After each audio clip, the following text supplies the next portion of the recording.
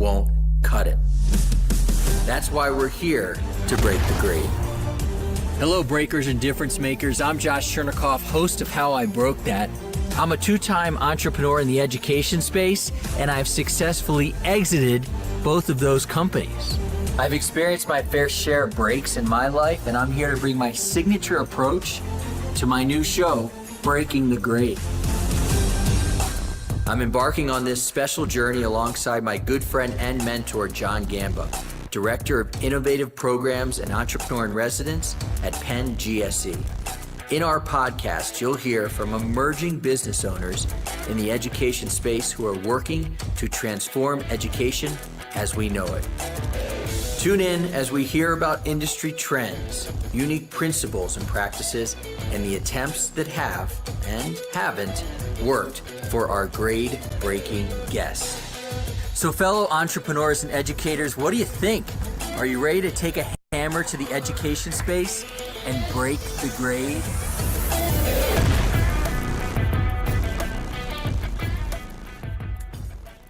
Hello, everybody. Welcome to another edition of Breaking the Grade. I've got Mitch Weisburgh, who we're going to get to know. And Mitch reminds me, and you know I say this very lovingly, of my Uncle Paul, who's one of my favorite uncles. I have 5 uncles, and he's in my top 5. So you would be too. Mitch is also really important to me because he's a member of the Ed Sales Elevation Experience community. And Mitch, I don't know if you know this, but when I got a chance to hear about MindShifting and you, although I love all the businesses I've gotten to work with in the education space, MindShifting is really something that I have believed in for a long time in different ways. And so I was really excited to get to work with you. And then along came you, like my Uncle Paul. So thank you for joining my life and breaking the grade. Please give us 30 seconds on who you actually are, other than my Uncle Paul. Hi. Well, I'd like to introduce myself. My name is Paul. I'm Josh's uncle. And I live in Larchmont, New York, which is just outside of New York City. And I've had a varied career, including professional developments, conducting professional development and starting a business in 1981, and then moving on to education, where I've designed learning management systems and courses, and I've advised education technology companies and publishers. And over the last 8 years, I've been focused on mind-shifting and helping people access their most resourceful and resilient and collaborative selves. That's awesome. All of this would not have been possible or could have been derailed if you hadn't passed PE back in That's right. So let's go all the way back and take us back to that high school. Where was it? Bring us back to those times. And what was up with PE? So I went to high school. I guess I graduated high school in 1971. So there's the spoilers. I did graduate, right? Okay. And I've always been a swimmer since I was like 8 or 9 years old. I've always been on swim teams, and I was on the swim team on high school. And if you were on a varsity sport, you were not supposed to attend gym because you were on the sport. That was your physical education. And in the middle of the school year, right after the swim season, the swimming coach quit and moved. And then a week before graduation, I heard from my guidance counselor that I was not going to graduate and I had to attend physical education that summer. And so I went and I talked to her and I said, but, I'm on the swim team. She says, so there's no proof of that. And I brought in newspaper clippings, and she says, no. There's no proof that you were ever on the swim team. You're going to have to attend physical education. You can't walk. You can't attend graduation. You can't graduate. And I just looked at her and it's like, no, that's not acceptable. That's what's going on in my mind. And then I said, well, you know something? I've already been accepted into college. I don't think for the rest of my life anybody's going to actually ask me, have you graduated high school? And so, you know something? If I don't graduate high school, that's fine. I'll talk to the people at college. They're going to understand, and it's okay. And like her face turns white, right? And then she looks at me. She says, well, if that's going to be your attitude, then we will let you graduate.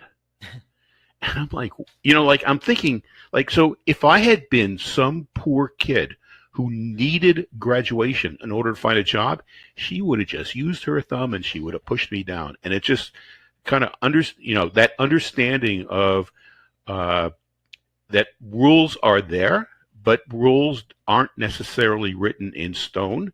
And if you can maintain your wits, you can generally find a way of accomplishing what you need to accomplish.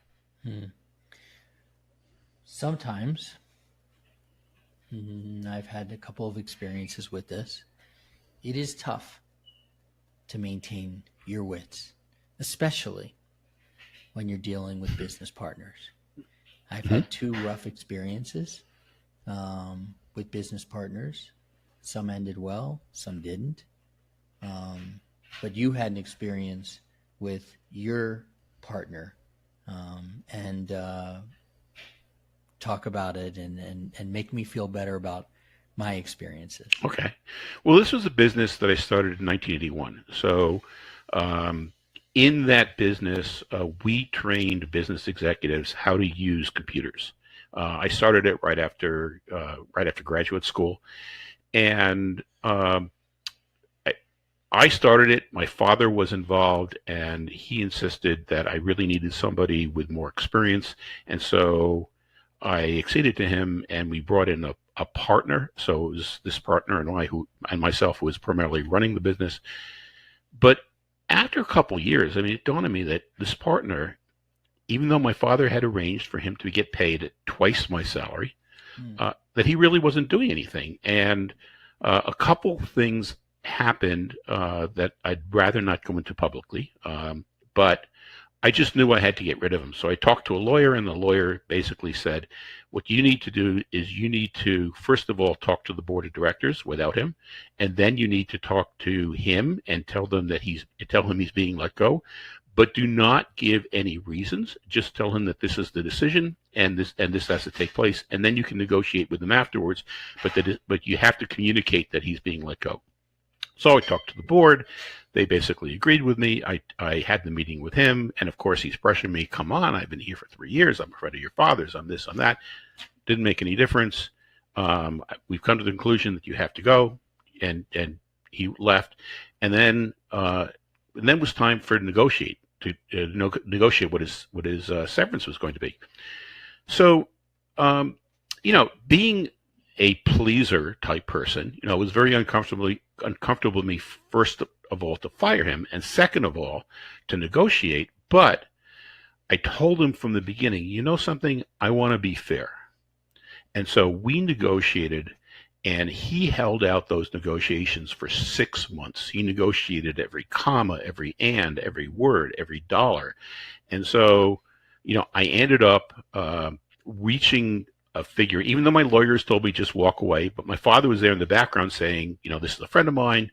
You have to give him what he wants. You have to be fair. So 6 months, we negotiate, and we sign the agreement. I write him a check. He'd received the 6 months of salary when he wasn't doing anything. The agreement called for him to receive 6 months severance, during which he wasn't going to do anything. Plus, I had to buy him out at an inflated rate for the company. When he receives the check, he goes and he puts his arms around my shoulder, and he says, Mitch, I'm going to tell something because you're a good guy, and I've always liked you. He says, I knew I had you from the moment you said you wanted to be fair.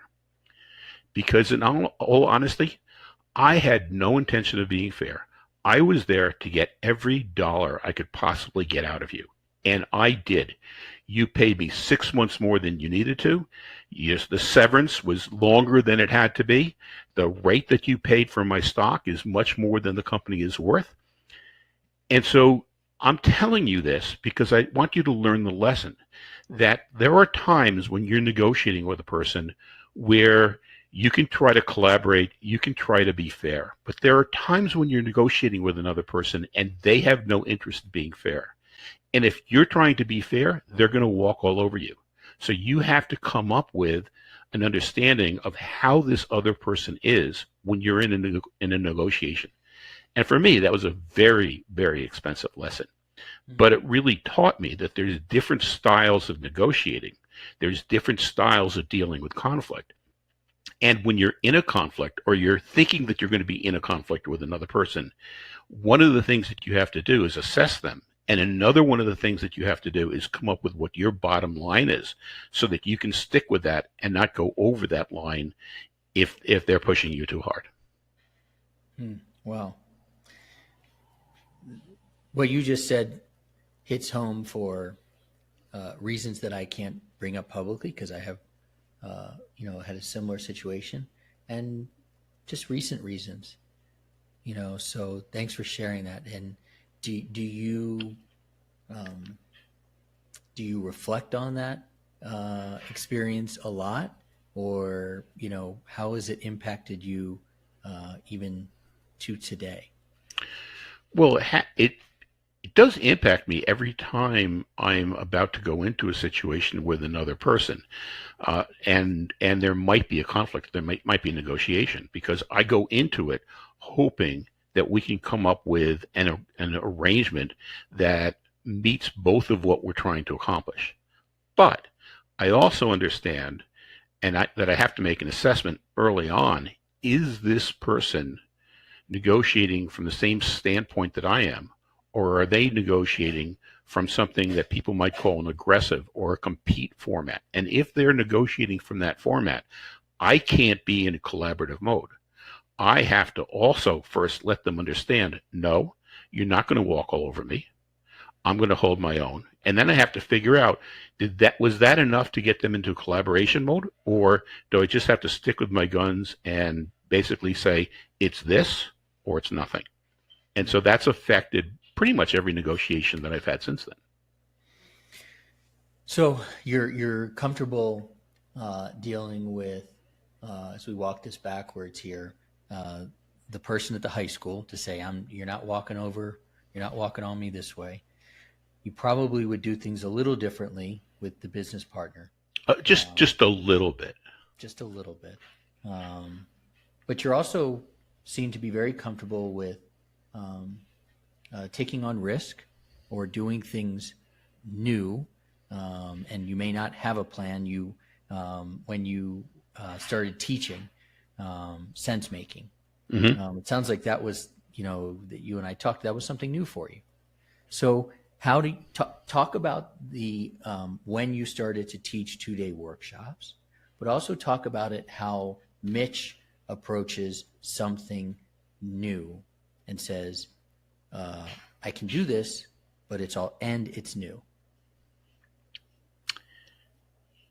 So I think I'll start with that workshop that I taught. And basically, I'd received an email from a university. Now, it happens that the university was not in the United States. It happens that the university was from Niger, which is probably the poorest country in the world. But the email came in from Niger requesting somebody to talk to their undergraduates about education technology in the U.S. And as a person who advised EdTech companies, they thought I would be a good person to talk to them. And there were two things that were going through my mind. One was that talking to undergraduates in Niger about how EdTech is used in the United States probably wasn't going to do them much good. They're two different systems. There's just too many differences.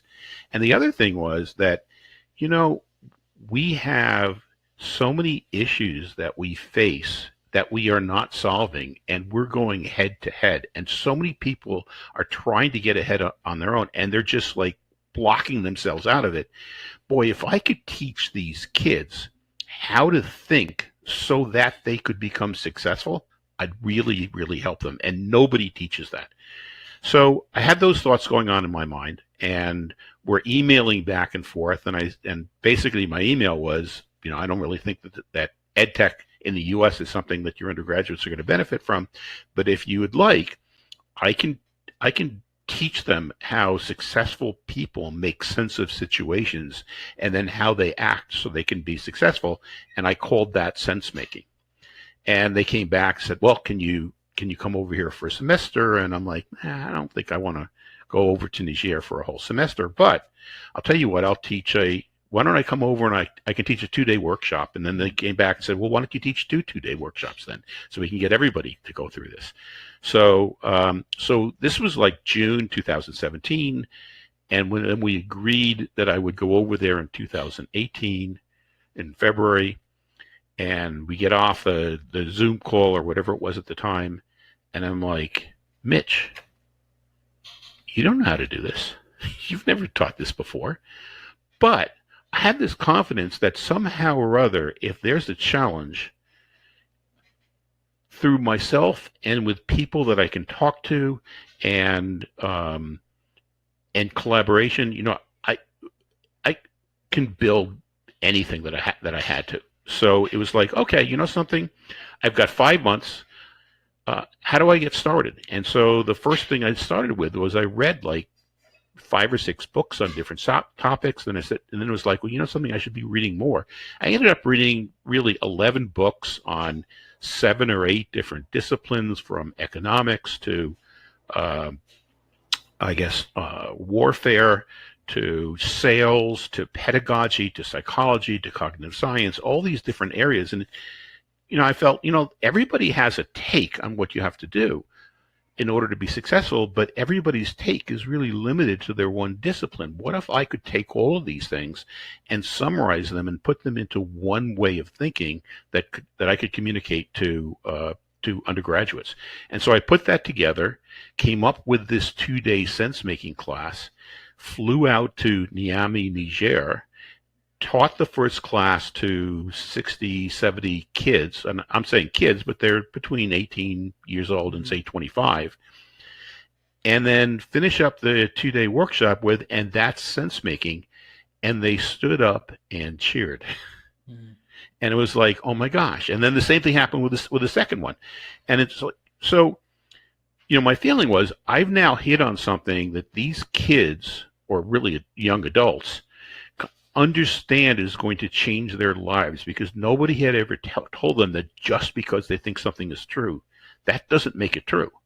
That's really just a story, and that's the way our brains operate. That just because somebody tells them to do something doesn't mean that that's a rule. That just means that that's what that person is telling them to do, and they can think for themselves and kind of think, well, what is it that I want to get out of this? How would I act if I were really resourceful? How would I act if the first thing that I try doesn't work, and then adjust based on the feedback instead of regarding that as failure and judging it and blaming somebody or blaming something. So these were all lessons that nobody really teaches kids. Nobody teaches anybody. And it just seemed like that hit a nerve, and really for the last 7 or 8 years, that's what I focused on. And I could say, just in general, this idea of looking at something, figuring out what has to be done, deciding to do it, and then figuring out how to do it is the way I've approached a lot of different things. And I think that it's the way a lot of successful people approach what they do, is they find a need, and then within themselves, they commit that they're going to do that before they come up with the way that they're going to do it. And then somehow or other, after they commit, the methods and the plans and the strategies over time evolve, and they get it done. Interesting. We're going to transition over into talking about mind shifting, but just to recap, I mean, I feel like we've really gotten to take a nice journey through your life and your brain. And the first story, if I only had a brain. Yeah, well, we're trying to figure that out. Okay. Maybe we'll know in the next couple of minutes. But the first story was Mitch standing up. The next story was Mitch unfortunately getting walked on. And the third one was Mitch is just going to go for it, and he's going to make this thing happen. And all of these stories seem like they have kind of led to this idea of mind shifting. So give us 15 to 30 seconds on mind shifting, and then I want to walk through it so that people understand, and people specifically, I want to talk to superintendents out there who might be listening about how they can use mind shifting. Talk about it first, though. Set the table. So mind shifting is based on the premise that whatever we want to do is going to be, and whatever we accomplish is going to be based on our mindset. And very often our brains are in mindsets that really limit us. if we can then access our ability to be resourceful and our ability to be resilient and our ability to be collaborative, there's nothing that's going to hold us back. And by resourceful, it's being able to tap into the parts of our brain that are capable of critical thinking, creativity, innovation, executive function. By resilient, it's be able to walk into situations and understand that the first thing that we do may not succeed, but that it's going to give us feedback. And if the first thing we do doesn't succeed, it doesn't mean that we should judge it or blame or stop. It means that we should take a look at the information that's coming as feedback and then come up with the next thing that we're going to be doing. And then in terms of being collaborative, it's to understand that as noble as our intentions are, we're going to find people, no matter what we do, that are going to get in our way, that are going to oppose us, that are going to compete with us, that are going to try to harm us, or people that we don't like. And yet somehow we're going to have to maintain relationships with them anyhow and work with them. And so what are the skills that have been developed and what are the techniques that have been developed over the last 50 or 60 years where we know how to be resourceful, where we know how to be resilient, where we know how to be collaborative, so that we can combine these things to get that sweet spot so we can shift into mind frames that really propel us forward. And that's what mind shifting is. And we sit here and say that as, you and I are what? Young adults, right? I'm 25. Give or take. Exactly. I'm a few years older, give or take. But in all seriousness, let's talk about kids. And it's your belief is that kids are not necessarily being prepared to be the adults they need to be, to think critically with creativity, to have perseverance. And talk to us about what can happen for a superintendent. Okay, and I know you work with a lot of superintendents at big school districts. Mm-hmm. What can happen in a school district for a superintendent when they start preparing kids to be adults? What happens? Well, I'm even going to take a step back from that and say, most superintendents really understand the difference between preparing kids. In fact, I think all superintendents really understand the difference between preparing kids to be functioning adults, to be able to think creatively, to be able to think critically, etc., and teaching them how to pass tests. And they understand that one of the things that they have to do is align all the different schools, the principals, the teachers, the counselors, around some vision for making that happen. And in order for that to happen, the superintendent has to instill those mindsets into the people in the schools, so that when the first thing they try doesn't work, they don't say, here's another initiative, and I knew it was going to fail, and sure enough, it failed. Or the mindset that we've always done it this way. I don't know why we have to change. This has always worked for me in the past. And so if the superintendents can reach the teachers and the principals in the schools and help them change their mindsets, mm-hmm. so that they're thinking, something, there's more than one way to make this thing happen. Nobody really knows what's really going to work, but this seems reasonable. We're going to try it. It's not going to work immediately. There's going to be some things that go wrong, but we're going to take that, we're going to learn from it, and we're going to come back and we're going to try the next thing. That those districts who have that mindset are going to really go into the next 20 or 30 years, and the graduates of those school systems are going to be incredible. Those superintendents are going to be the leaders of the education system around the state, around the country. They're going to be the ones that everybody looks up to.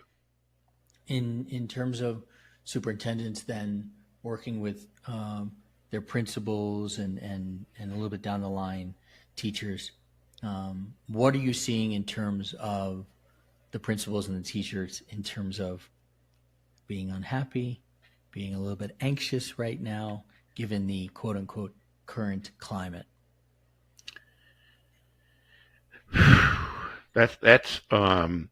that question just tugs at my heart. It's really hard because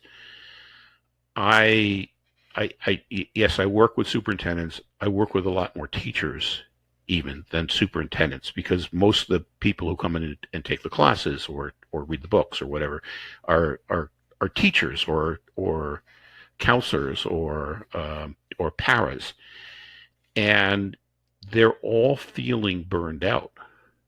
It's really rare to find a teacher who's thinking, wow, something, I got into this profession because I love to see the lights go on in kids' eyes. And that's happening all the time because they're feeling that they're pulled in so many different directions, and the kids aren't able to pay attention for enough time to really learn things, that the kids aren't engaged or motivated with the types of activities that the teachers are giving them, but the teachers aren't getting the support to change the activities, or to coach the kids into taking control over their own lives. And so all these teachers, I mean, we see how many teachers are lasting, long term. The older teachers are retiring, and the new teachers are only lasting 1 or 2 years because they're just burning out. And a lot of that, I still, it's the situation, but it's also how we interpret the situation. And so when they learn how to reinterpret the situation so that they can maintain their resourcefulness, their resilience, and their collaborativeness, that you see, really, it's a life-changing event for the teachers. And when the teachers have a life-changing event, take us up the ladder. What's the result for the principal? What's the result for the superintendent? What's the result for the community? Well, the superintendent and the principal, all in all, they're being tied to the results of the school. If kids are walking, and those results are tied to what the kids are accomplishing in the school. If the kids are walking into class and they're demotivated and they're not concentrating, and they're not interested in what they're learning, and they're acting out, and the teacher's doing their best in order to harness that, but it's taking time and they're not able to cover the academics, the school is going to be failing. If the kids are walking in and they're aware of their own emotions and their own emotional state, and slowly they start to learn how to self-regulate, and initially they learn the right terms so that a teacher can quickly co-regulate them, then all this time that's wasted on trying to herd cats, if you will, or around classroom management, gets redevoted to coaching the kids, allowing them to excel. And so the kids start putting in, of their own volition, the time and effort necessary in order to learn, because they're interested in progressing, which is kind of the natural human way. That's the way, basically all mammals learn, is because we want to learn, not because somebody is forcing us to do this worksheet or to take this test. And so the kids become self-motivated, easier to be co-regulated, and achievement goes up for the entire school. Finish this sentence for me. When teachers and students are more resourceful, resilient, and collaborative, this happens. Well, it's really miracles happen. It's when teachers and students are more resourceful, resilient, and collaborative, they're happier, they achieve more, and that gets reflected in the entire school and district culture. I'm a believer. There should be a song about that, right? I'm a believer. There should. Let's think about that. I'm not monkeying around either. No. Thank you, Uncle Paul. Uncle Paul has made his way back in to the studio. But I'm a believer in therapy. I'm a believer in coaching. I've done TM, transcendental meditation, before. So, I've had great experiences with all of these things. I've seen the results. So are you trying to tell me that mind shifting is the is one of the keys to making these school districts more successful. And it's not a magic bullet. And you'll probably tell me that these platforms and these solutions and this EdTech thing and that EdTech thing are important. But a lot of this can be accomplished through shifting your mind. Is that what you are telling us? Yes, and I think the way that I look at it is that we need to do all the interventions that we're doing with technology and curriculum and teaching, but we've done interventions for 30 years and not seen any results. And it's not the fault of the interventions as much as it is the fault of the mindsets. And so if we can inculcate mindsets that are akin to the growth mindset, the Dweck scope growth mindset, if we can inculcate that mindset so that people are embracing their higher values in order to accomplish what society needs kids to do, then the interventions that we make are going to work. And if we have teachers and people who are working in the schools who are downtrodden, that we can use the best technology, we can use the best curriculum, and it's just not going to make a difference.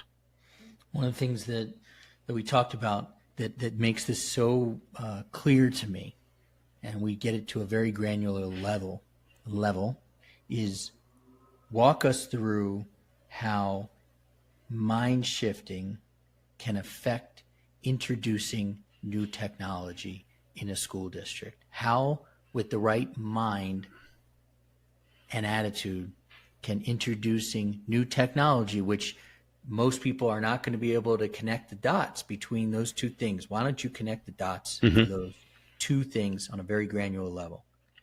Well, on one side of it, when we introduce a new technology, there's going to be a lot of people who try that technology and get frustrated. Getting frustrated is a part of our survival brain, and it causes us to go into fight, flight, or fear mode, or fight, flight, or freeze mode, which then prevents us from actually learning the technology. When people who initially don't meet success with technology can say to themselves, well, wait a minute, that's my survival brain trying to protect me by not letting me try something new, but I'm better than that, and I can come back and I can learn things anyhow, then they're much better able to come back from what we might regard as failure to look at it and say, oh, I tried this, that didn't work, I'm going to try the next thing. So that's at level number one. And at level number two, when we're introducing technology, what we're really trying to do is to improve learning and teaching in the classroom. And so with a growth or with a resilient, resourceful, collaborative mindset, that the people who are using the technology, which are the teachers and the kids, they're looking at that technology as a tool and to allow them to grow, rather than as just a tool that's being given to them and or forcing them to use, that's been provided by somebody up on high. And so they're going to be looking to use that tool in order to advance student learning rather than just to use the tool. I love it, because so much of what you just said, and then taking it back to the first story you told, is just looking at it simply. What you said to that person back in high school was, I don't give a fuck. I would never say that. I'm saying it, Uncle Paul. I don't give a fuck. I'm going to college. Deal with it. And here, on the other side of simplicity, is if the mind is right, so many of these challenges, very, very real challenges that are getting bigger by the day, given the quote unquote turbulent times, can begin to be solved when it comes to adoption of technology, when it comes to losing funding, when it comes to retention of teachers, when it comes to engagement of the kids, all of these things. And you're right, with the right mindset, you could handle anything from that lady back at your high school to these challenges that we're experiencing today. And that's one of the things that I've always really appreciated, respected, and really felt that there is a path for mind shifting. Well, thank you. And so, I appreciate you coming on here because we not only got a chance to talk about mind shifting, but also I hope our audience can relate to what Mitch is saying, because much of our audience are CEOs and founders who are riding these waves every single day. There's a lot more to Mitch than the 36 minutes we have done so far. And I'd like you, Mitch, to talk to them about your website, your books, so they can learn more from you, please. Okay. So there's really three ways that I convey what I do. One, my initial way was with courses, and the courses I primarily teach to educators, but it's about building those three capabilities: resourcefulness, resilience, and collaboration. Most of the examples in those courses are taken from education. Then the second way is through books. I've written the first book, which is MindShifting, Stop Your Brain from Sabotaging Your Happiness and Success. That book is written for anybody who feels that they're being held back by their own brain. It's really got 50 different mechanisms for you to use in order to tap into your own resourcefulness. And then the second book, which is more on the collaboration and conflicts, that book will be out in September. And then third, I have a website, mindshiftingwithmitch.com, where I talk about the books, I talk about the courses, I talk about other writings, and you can find out more about mindshifting at that website, mindshiftingwithmitch.com. Gotcha. Great. I hope that this show has been helpful, not only for our audience to understand who you are and potentially collaborate with you, but also just to understand, especially as entrepreneurs and CEOs and founders, that there are ways to handle the ups and downs of running a business. I always say that there's downs. I thought that when you ran a business, nothing ever went wrong. That basically, if something goes wrong, you just fire somebody, right? Oh, well, that is not the businesses that I have run. Maybe for you and maybe for our audience, but not for me. Maybe I'm not sure that can eventually lead to a successful company anyhow. You're right. I always tell people who come to me, what's it like running a business? No day is a Friday and every day is a Friday. Right. And that could mean in your workload, or that could mean what you're dealing with. And Mitch provides us with a mindset on how we can deal with Fridays and Mondays and whatever comes our way. So, Mitch, thank you for joining us. Josh, thank you. I'm excited to not only share this with our audience, but then also to share it with the real Uncle Paul, because he's going to get a kick out of it, a real kick. He's going to like my really old dad jokes. He will. At least there's one person in the world that will really appreciate them. That's good. Thank you. Thank you, Josh. Really appreciate you coming on and giving us this value. Thank you. Thank you. Thanks for listening, Breakers.